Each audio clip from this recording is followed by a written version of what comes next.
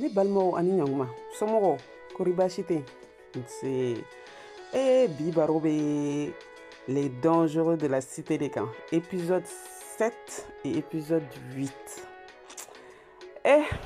jabaruma sa Alassane dimi min bɛ ne na Alassane dimi min bɛ ne na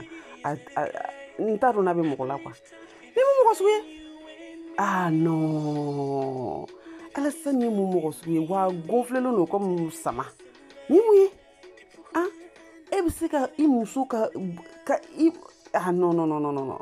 kow bɛ yen mais ka muso i ka dilan kan i ni muso ka dilan kan ka kuma muso wɛrɛ fɛ tan ah non ko dɔw bɛ yen o man ka kɛ quoi ah non mɔgɔ minnu bɛ nin ko sugu la a ye nin dabila n tɛ ko kɛ ta ye fewu et puis nin couple in yɛrɛ Chacha ni Alassane kɔni hali kuma a t'u ni ɲɔgɔn cɛ olu ka couple n t'a dɔn a bɛna taa yɔrɔ min na mais a tubabukan ma nɔgɔn dɛ a tubabukan ma nɔgɔn yɛrɛ de mais Alassane ka comportement et puis muso bɛ nuisette la muso bɛ tenue na pour que i ka remarquer tenue min na hali k'a lajɛ a bɛ sugu min na tan muso a ka ɲi a man ɲi hali k'a ɲɛkɔrɔta k'a lajɛ a ma kɛ ne dabara banna donc mɔgɔninfin i t'i muso fɛ ka se nin degré de la wa ou bien mun de don en tout cas ne yɛrɛ kɔni il faut que i ye taa mɔgɔ ninnu ka Alassane ka histoire k'a développer ka an k'a lajɛ de parce que mɔgɔ t'a dɔn nin comportement sugu in ni mun mɔgɔ sugu ye ah non parce que an yɛrɛ kɔni b'a dɔn Mali la cɛ caman kɔni u bɛ sunkuruw tigɛ o dɔnnen don mais u bɛ sunkuruw tigɛ kɛnɛma mais c'est pas pour autant so kɔnɔ u bɛ manque de respect dɔ kɛ muso la comme Alassane bɛ k'a kɛ cogo min na ah parce que au moins i mana kɛ cogo o cogo i b'i ka kow la kɛnɛma mais au moins n'i donna so kɔnɔ i yɛrɛ sutura et puis k'i ka muso sutura dɔɔni ah bonya de ka ɲi fɛn bɛɛ la mɔgɔninfin mana kɛ ɲɔgɔn cogo o cogo an ka ɲɔgɔn bonya surtout a couple lama yɛrɛ ah foyi tɛ bonya bɔ mais bon en tout cas Alassane ka ko in kɔni fo k'a ka ɲɛɲini i ye taa mɔgɔw aw jija dɛ a ka nin histoire ɲɛfɔ an ye mun de la nin comportement sugu bɛ cɛnin na parce que a cɛman y'ale dɔɔni yan et puis an y'a ye fɛnɛ ko cɛ mo ye cɛ min ta ko cɛ a seginna a kɔ donc a ye journalistes bɛɛ de wele k'a fɔ k'a bɛ plainte déposer mun kama ko parce que ko nana wari d'ale ma ko k'ale filmer k'a bila fɛn na a donna tan a bɔra tan mɔgɔ t'a dɔn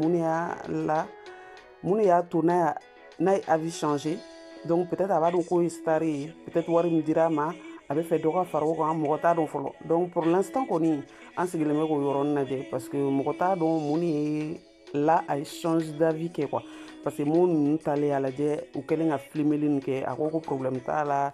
k'a faamuyara tout ça là donc maintenant i seginni kɔ kun jumɛn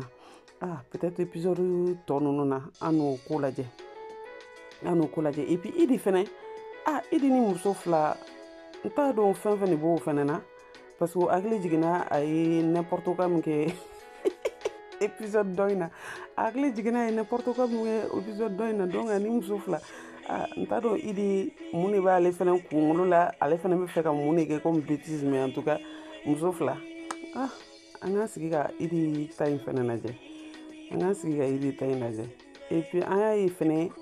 ko Ana a n'a ba u bɛ quartier kɔnɔ denmisɛnninw dɛmɛ quoi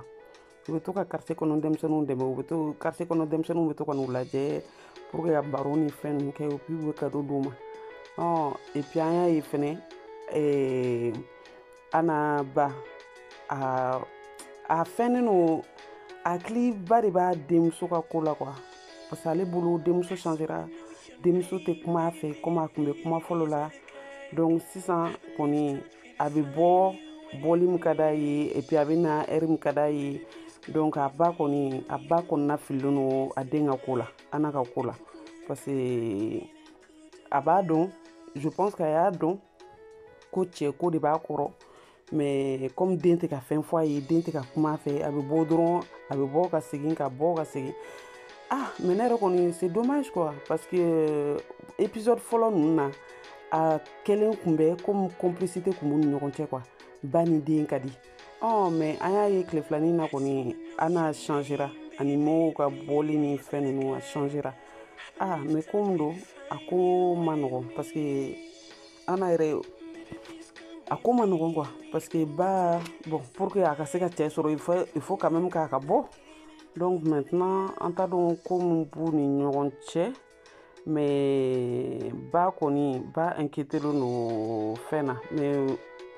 ana kun kan ka kuma quand même ana kun kan ka kuma parce que o kun bɛ togo min na tan kuma kun ka ɲi quoi kuma kun ka ɲi mais an y'a ye fɛnɛ donc ana ni mo kɔni bɔli o bɔli o kɔni ka sorti ka ca dɛ donc a kɛra fɛ yɛrɛ ye quoi a kɛra fɛ ye donc ana ye mo ɲininka explication na pourquoi a bolila a kɛlen ka cɛ tan quoi donc a y'a ka explication di ne yɛrɛ kɔni bolo explication ye a kuma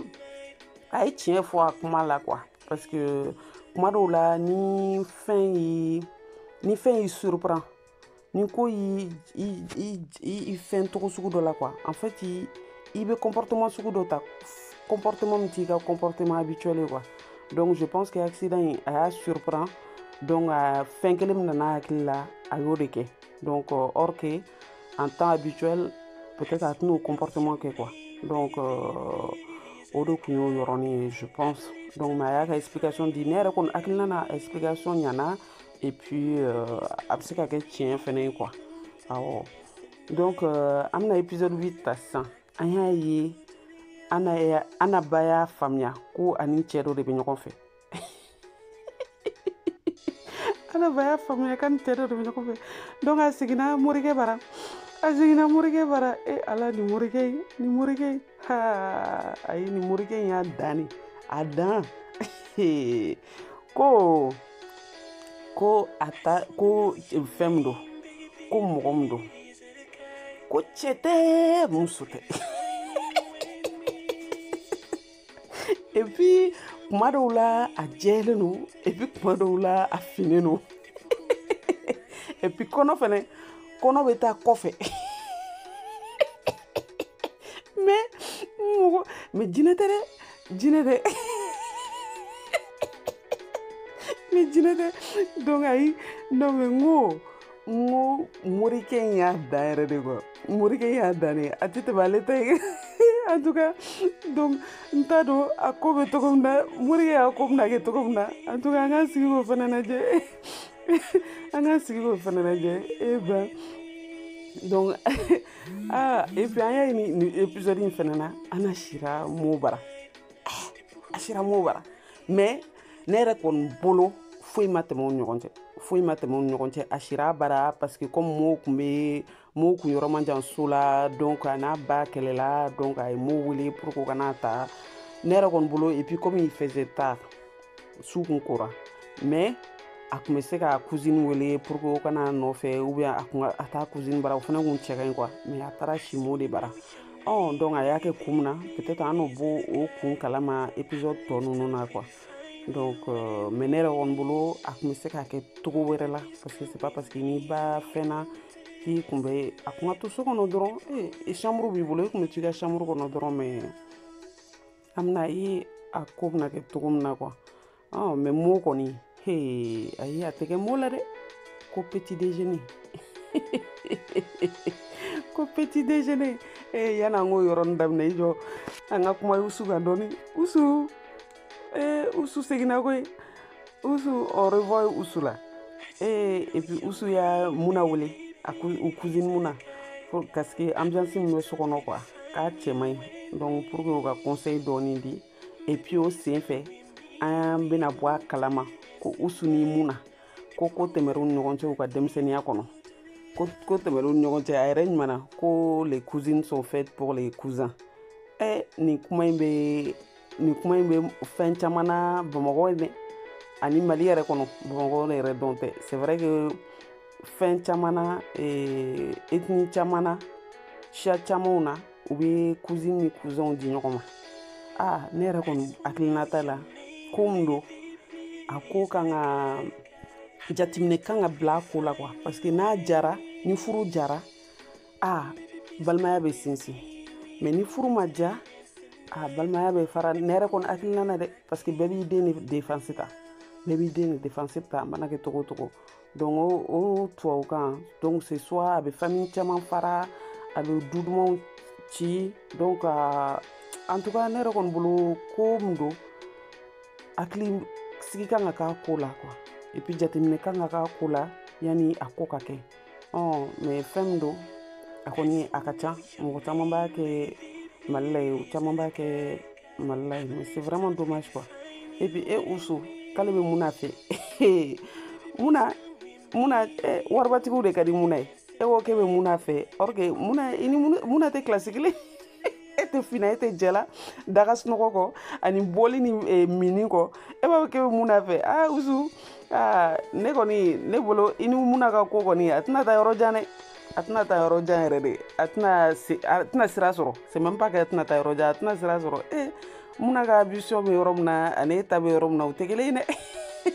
o tɛ kelen au moins ni ambition dɔɔni tun b'i la peut-être a tun bɛ se ka réfléchir tun bɛ se ka kɛ e ta in na mais ambition hali kisɛ kelen tɛ e la e ko k'e bɛ Muna fɛ o dun bɛ fɛ ka taa yɔrɔ min na tan o yɔrɔ ka jan Usu fo ni ye maa wɛrɛ ɲini dɛ n t'a dɔn ni Muna ta in n'a bɛna ɲɛnabɔ en tout cas et puis mɔgɔ bɛ k'i yɛrɛ ɲininka ko est ce que Mo jarabilen yɛrɛ de don parce que fleur ka taa bureau la fleur épisode 2 na y'a ye a taara ni fleur ye épisode 7 ni 8 la an ye restaurant ye fo ka fɛn parce que an kɔni y'a ye ni mɔgɔ min kun sira Mo bara fɔlɔ a ka conquête a ka sunguru kɔrɔ ninnu a b'u bila kɛnɛma cogo min na tan an y'o ye dɛ épisode fɔlɔ ninnu na dɛ donc Ana dun ale droit la petit déjeuner la ko